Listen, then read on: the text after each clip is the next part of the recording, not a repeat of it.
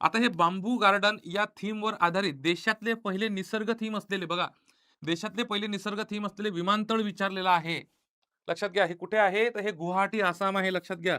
गुवाहाटी, आसाम. आता एक बांबू गार्डन आमच्या अमरावतीमध्ये सुद्धा आहे बांबू गार्डन. ओके. हां. भारतातील पहिला वन्यजीव संरक्षित महामार्ग हा कोणता आहे? NH45 आहे. ठीक आहे.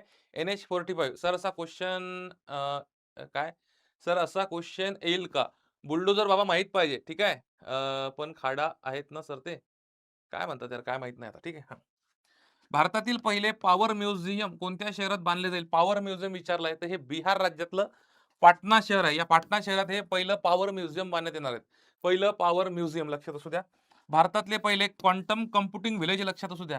ॲक्चुअली हे अमरावती महाराष्ट्रातली नाही आहे. तर लक्षात घ्या, मी इथं स्टार पॉइंट करून ठेवतो.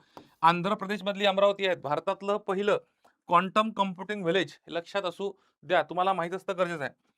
आता हे जे बँक ऑफ महाराष्ट्र आहे ना, या बँक ऑफ महाराष्ट्रानं काय केलं, धावत्या ट्रेनमधलं पहिली एटीएम सुरू केलं. आता ही कोणती ट्रेन आहे? पंचवटी एक्सप्रेस आहे. ह्याच्यामध्ये ह्या बँक ऑफ महाराष्ट्राने एटीएम बसवलेले आहेत. लक्षात घ्या. कुठला आहे लक्षात घ्या. बरोबर आहे. मध्य प्रदेश सीएम मोहन यादव आणि मंगूबाई चंगूभाई नाही, मंगूबाई छगनभाई पटेल. येस, मंगूबाई चंगूभाई नाही. ठीक आहे. चला. समान नागरिक संहिता यूसीसी लागू करणारे स्वतंत्र भारतातील पहिले राज्य विचारलं तर हे उत्तराखंड आहे. लक्षात घ्या. तुम्हाला सांगतो या कुठल्यातरी वन लाईनवर तुम्हाला 100% प्रश्न दिसेल.